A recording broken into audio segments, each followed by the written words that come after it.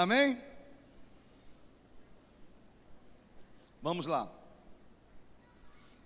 Você já reparou que algumas pessoas têm dificuldade de lidar com coisas novas? Sério, quando chega uma tecnologia nova na sua casa, quando chega algo novo na sua vida, tem gente que trava.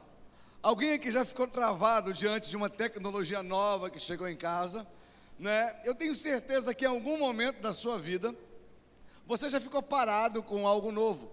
Eu te confesso, desde a minha juventude, faz pouco tempo isso, eu sempre fui envolvido, tá rindo por quê? Eu sempre fui envolvido com tecnologia, e eu gosto muito. Eu falei, cara, eu vou me atualizar sempre. Até que pouco tempo atrás, eu tive que chegar para minha filha e falar, filha, faz esse negócio aqui no meu notebook aqui, que eu não estou sabendo fazer não sei como é que conecta. Ela, não acredito, tu não sabe fazer esse negócio. Eu falei, eu sabia, até passar da minha geração para a tua geração. Então a gente, dá um pouquinho de retorno aqui, por favor. Então algumas pessoas não conseguem lidar com coisas novas, e elas ficam assustadas pelo simples fato de tentar uma adaptação. Quem aqui já brincou com a Alexia em casa? Hoje em dia, se você quiser botar um som em casa, você vai dizer, Alexia, toca o louvor. Quem tem Alexia em casa, né? Ela vai começar a tocar o que você pedir. Eu nunca imaginei que eu ia ver a minha sogra conversando com a Alexia. E ela fala e a Alexia responde. Graças a Deus por isso, né? Muitas vezes nós não usufruímos de toda a tecnologia, toda a utilidade do novo, porque a gente tem medo de aprender o novo.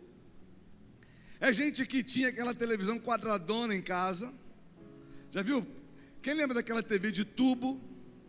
Que tubo não tinha nada, era um quadrado, era um dado gigante, pesada demais. Aí a pessoa tinha uma daquela em casa, aí comprava um Smart TV, né? Aí a pessoa só usava a grandona, e você perguntava, por que você gosta? Não, porque eu gosto do antigo. Nada, porque não sabe como é que liga o novo, não sabe como é que troca o canal do novo, não sabe como é que acessa o Netflix do novo, né? Não sabe como é que assiste o YouTube do novo. E às vezes ela usa o básico, porque não aprendeu a se adaptar com o novo. Diz para quem está perto de você, se prepara para o novo. Eu digo isso com relação à tecnologia, mas eu também, cara, não estou me ouvindo nada aqui. Meu ponto aqui, peraí.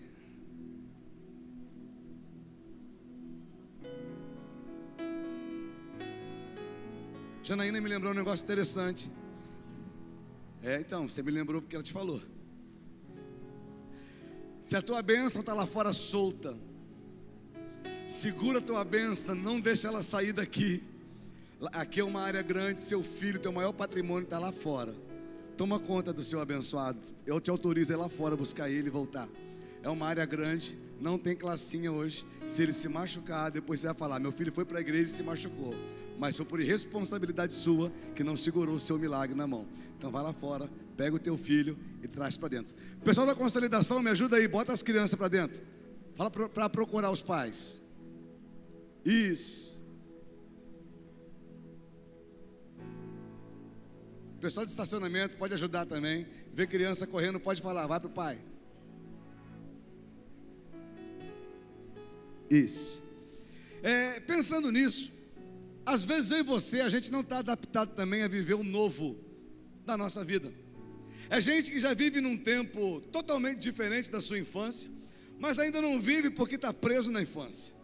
É gente que está vivendo um tempo totalmente diferente na igreja, mas não é feliz na plenitude, porque ainda vive crises do outro tempo que foi ferido na antiga igreja.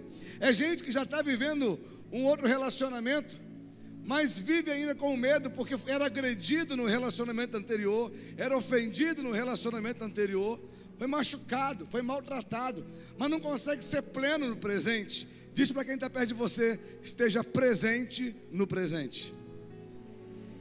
Ah, pastor, mas eu tenho medo de viver esse tempo novo. Eu aprendi uma coisa, que o medo de viver o novo já te condena a viver no passado. O medo de viver o novo agora já te faz prisioneiro de um passado que você conheceu. Eu quero falar para vocês que fizeram o encontro hoje. Vocês querem viver no passado ou querem viver o novo que Deus te entregou esse final de semana? Eu fiz questão de, quando Deus me deu essa palavra, Deus me deu essa palavra para vocês. E Deus me deu essa palavra para a casa de vocês, que está aqui hoje. Por quê? Porque hoje vocês estão vivendo algo novo. Hoje vocês conheceram algo novo que marcou o coração de vocês. Quem está saindo daqui marcado? Você que tem uma bênção ali para levar para casa daqui a pouco. Quem tem alguém ali para levar para casa, diga eu. Vocês estão prontos para levar para casa? Estou sendo muito sincero com vocês. Vocês estão preparados para levar para casa? Vamos lá. Tem um texto na palavra do Senhor no livro de Lucas, no capítulo 5, versículo 36 a 39. Lucas 5, 36 a 39.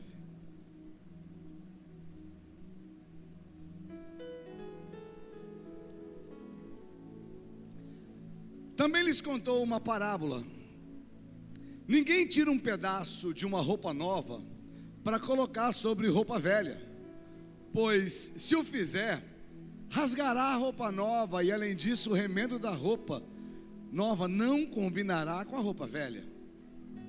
E ninguém põe vinho novo em odres velhos, porque se fizer isso, o vinho novo romperá os odres, o vinho se derramará e os odres se estragarão. Pelo contrário, vinho novo deve ser posto em odres novos. E ninguém, tendo bebido o vinho velho, prefere o novo, porque diz: o velho é excelente. O que esse texto quer dizer? Jesus estava conversando com os seus discípulos acerca da necessidade do jejum. Alguns religiosos e os discípulos estavam com Jesus falando acerca de jejum, e Jesus dizia para ele: peraí, vocês não precisam jejuar agora, porque o noivo está aqui. Vocês jejuam para ter proximidade com o noivo, mas o noivo já está presente com vocês.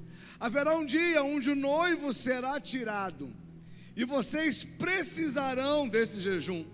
Mas enquanto eu estiver com vocês, vocês não precisam se subjugar desta maneira.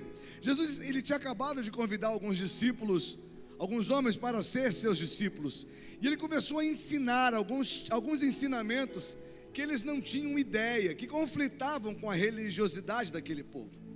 Mas a mensagem chegava de um jeito, às vezes agressivo para eles. Agressivo como?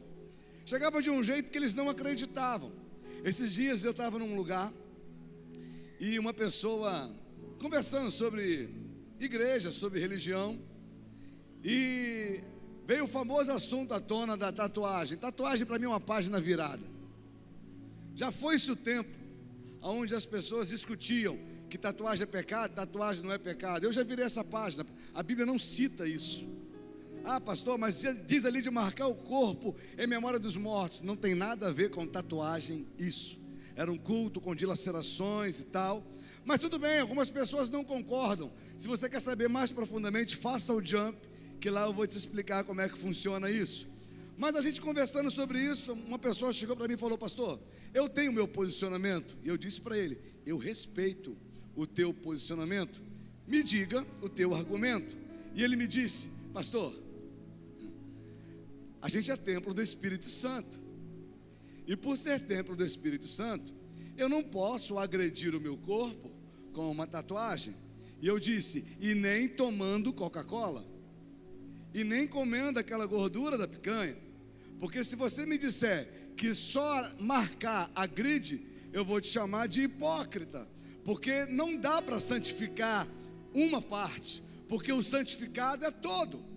Se for por causa desse tipo de pensamento, eu repudio a sua ideia. O que eu quero dizer para você é que para muitos que estão ouvindo isso, pode dizer, pastor, mas para mim tatuagem é pecado.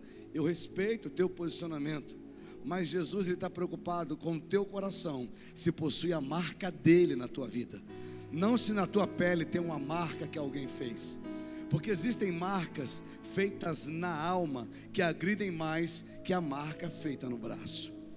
Hoje a gente está aqui para conversar sobre o que Jesus dizia aos seus discípulos. Ele veio explicar o evangelho de um modo muito pleno, simples, tranquilo. A gente às vezes coloca tantas barreiras para o homem seguir a Deus, que às vezes se torna impossível de se seguir. Que é isso, pastor? Sim. Você vê a religião colocar tantos muros, tantos véus para se acessar o Santíssimo. Quando Jesus morreu, o véu se rasgou de cima a baixo. Deus, ele rasgou o véu, e o homem continua colocando o véu para separar o homem de Deus. Jesus, ele vem dizendo para os discípulos: olha, eu tenho uma novidade para dizer para vocês, eu tenho algo novo para dizer para vocês. É muito gostoso servir a Deus, é muito bom se entregar a Deus. É ou não é verdade, meninas? Ele não veio para exigir nada, ele já entregou por completo. Nós é que reconhecemos a entrega do que ele fez por nós, e a gente se sujeita ao senhorio, ao governo e ao amor de Deus.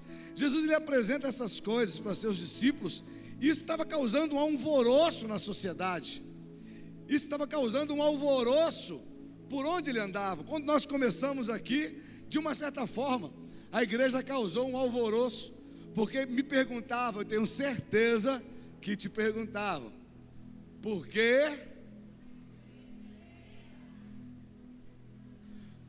Porque a minha igreja já aprendeu, pelo menos a grande maioria, quando perguntarem para você, por que a tua igreja tem a parede preta?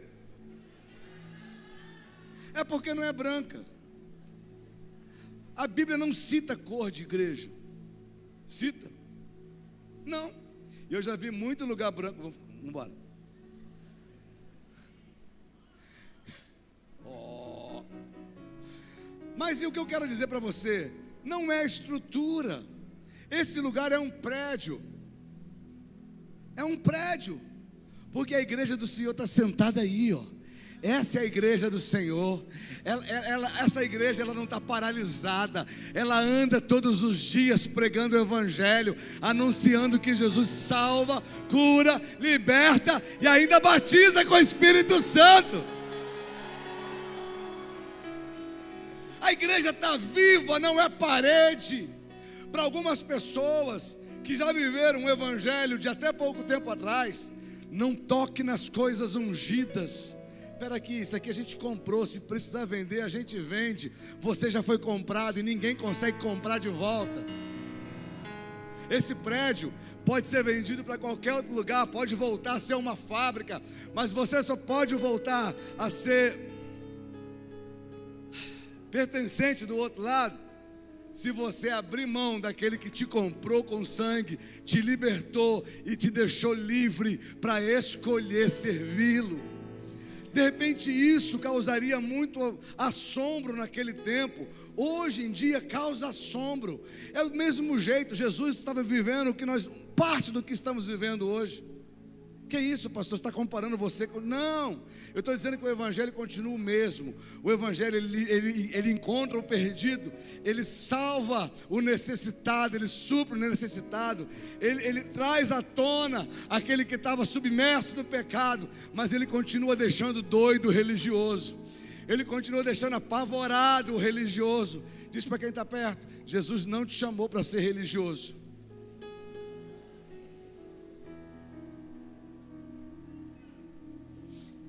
Jesus te chamou para ser filha. Tem muito religioso que não se enxerga como filho. João tem um texto que diz que a todos quanto receberam, Deus deu-lhes o direito de serem feitos filhos de Deus. Filhos de Deus. Eu tenho 3 tópicos muito rapidinhos, eu prometo que não vou demorar. Sabe, não é possível você viver a novidade do evangelho tentando enquadrar ele nos moldes antigos da religiosidade. Não dá para você viver o Evangelho de Jesus colocando ele numa caixinha do me disseram. O Evangelho não é o que te disseram, o Evangelho é o que é o que o Senhor revela para você. Te apresentaram Jesus, e Jesus, ele, além de ser apresentado, ele não quer parar só no que te apresentaram, ele quer se revelar a você como ele é. Jesus está vivo, Jesus está vivo, Jesus está vivo, e ele procura relacionamento com a igreja. Olha, o convite de Jesus, ele é para viver a novidade do Evangelho. Sabe qual é a novidade do Evangelho? A novidade do Evangelho é que eu tinha uma dívida. Eu tinha uma dívida com o pecado. A novidade do Evangelho diz que a dívida que eu tinha com o pecado, ela foi paga na cruz do Calvário.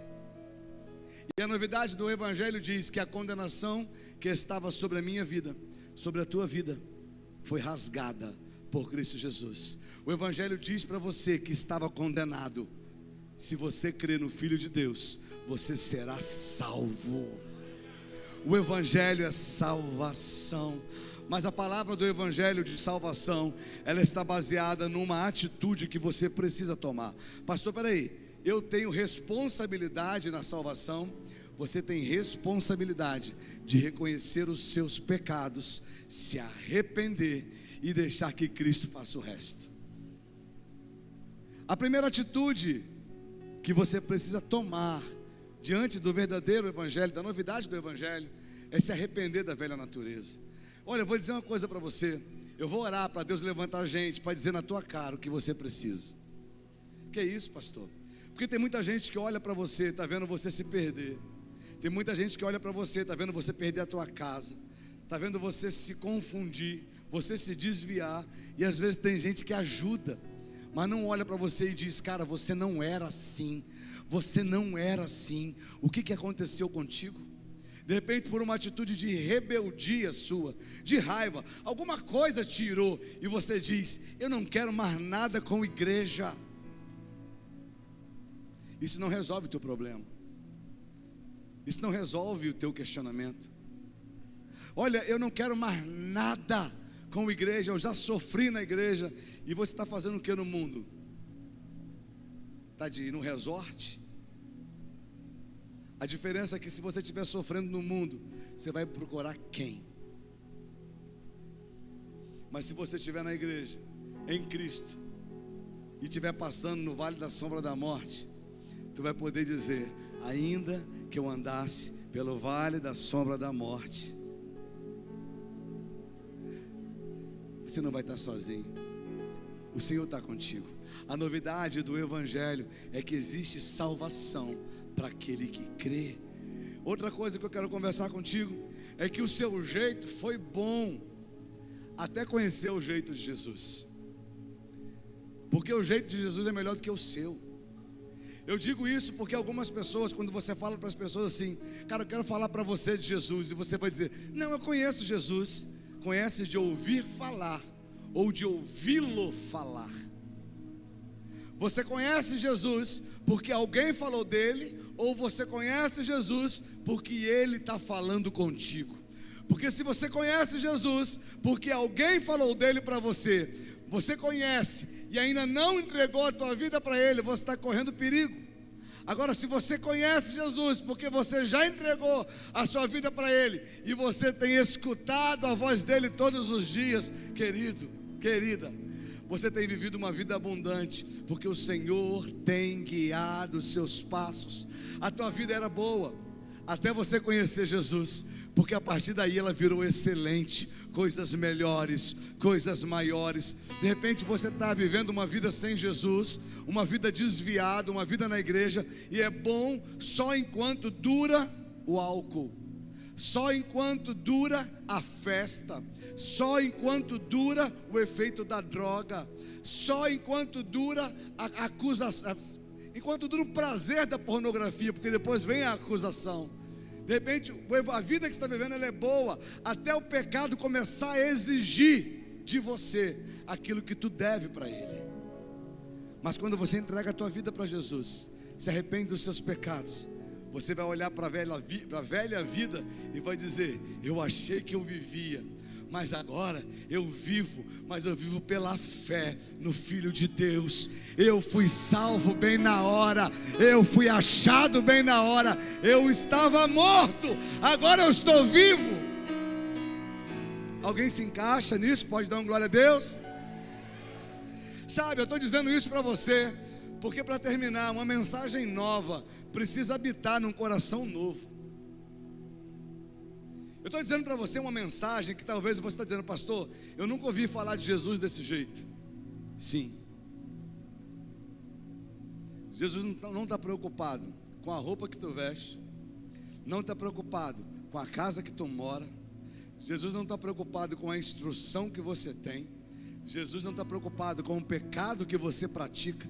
Ele está preocupado hoje em saber se você se arrepende de ter estado longe dele e decide voltar para ele hoje, para ele começar a cuidar de você como ele quer fazer.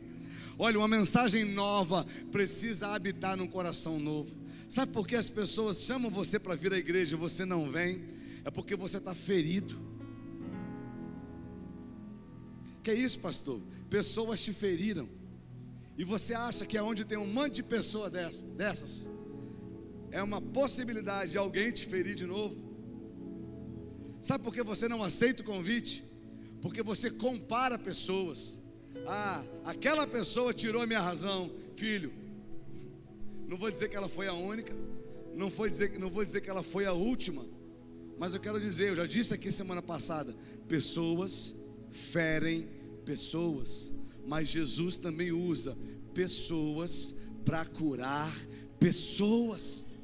A gente precisa se sujeitar ao tratamento, a gente precisa entregar. Eu vou dizer uma coisa para você: nessas últimas 2 semanas, a mensagem que mais ecoou no meu coração para pregar, e nós conversamos muito sobre isso nesse encontro, nesse final de semana, e já falamos hoje aqui, é sobre perdão. Tem muita gente que não está vivendo, porque não perdoa. Tem muita gente que está rastejando, porque o peso da falta de perdão está sobre seus ombros. Tem muita gente que não consegue dormir, porque não libera outra pessoa. Sabe, quando me ferem, eu olho para a pessoa e eu digo: pastor, você me perdoa? Aí eu perdoo, lógico. Mas de verdade, eu te perdoo. Mas eu te feri. Mas Jesus curou. Você me perdoa? Eu perdoo. Mas até te sentar na mesa de novo vai demorar um tempinho, porque a confiança precisa ser reestabelecida. Mas não quer dizer que eu vou viver uma vida te alfinetando, te evitando, excomungando você, pisando na tua cabeça. Ei, libera o passado para o tempo novo chegar. Libera o seu coração para algo novo vir sobre o teu coração. Tem muita gente que pregava muito na igreja, cantava muito na igreja, servia muito na igreja, evangelizava muito na igreja. Hoje está tudo preso aqui dentro, porque alguém da igreja feriu, e essa pessoa culpou a igreja toda, inclusive Deus, porque alguém fez errado. Se a pessoa que te feriu não era a igreja, eu te pergunto, fugindo, você é a igreja?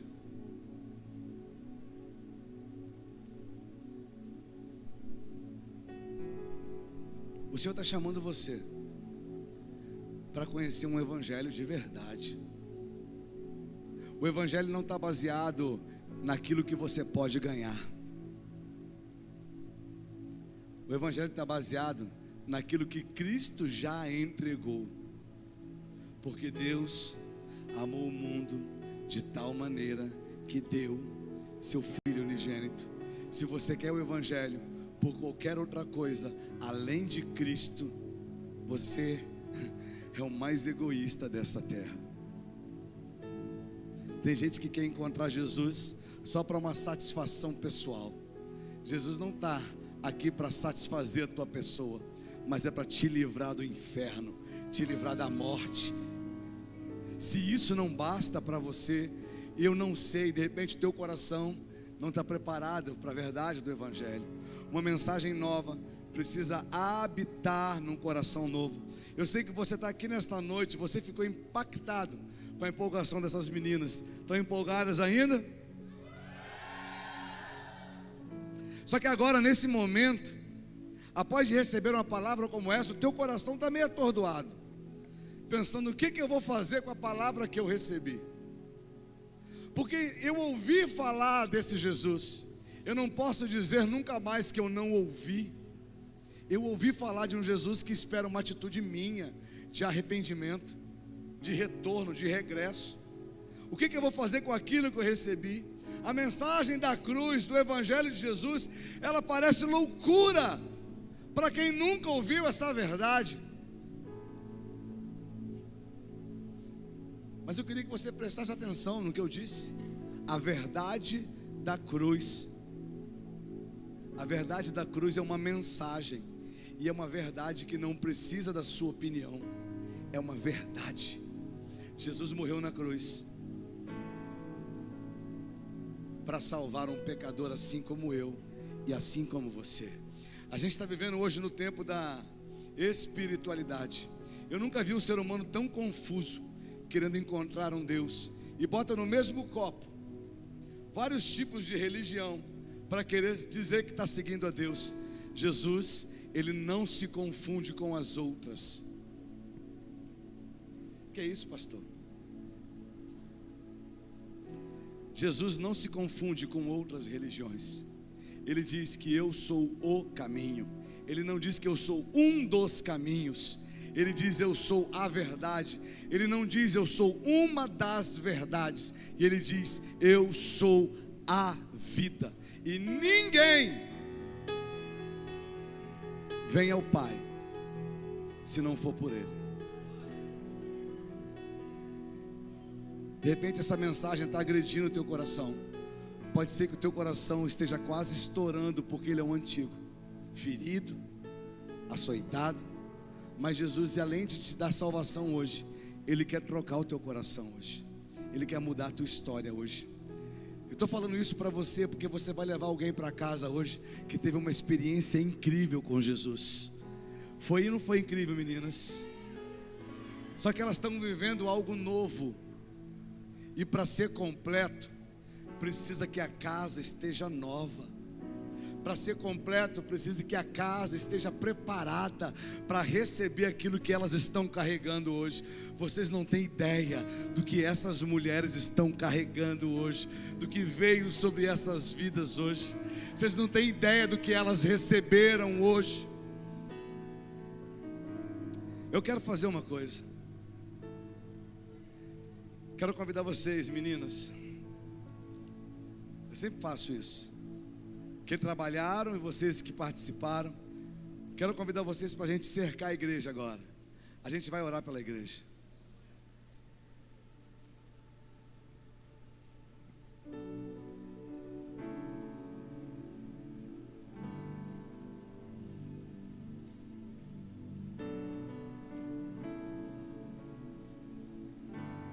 Deixa só o altar aqui na frente vazio, por favor. Vamos esticar aí, ó. Dá para. Só preciso que sejam rápidas. É só ir dando a mão e esticando, rapidinho a gente chega lá atrás. Isso.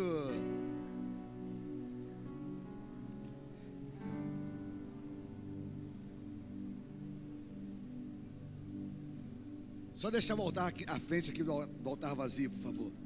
Só deixar aqui vazio, Delma. Aqui, deixa aqui vazio.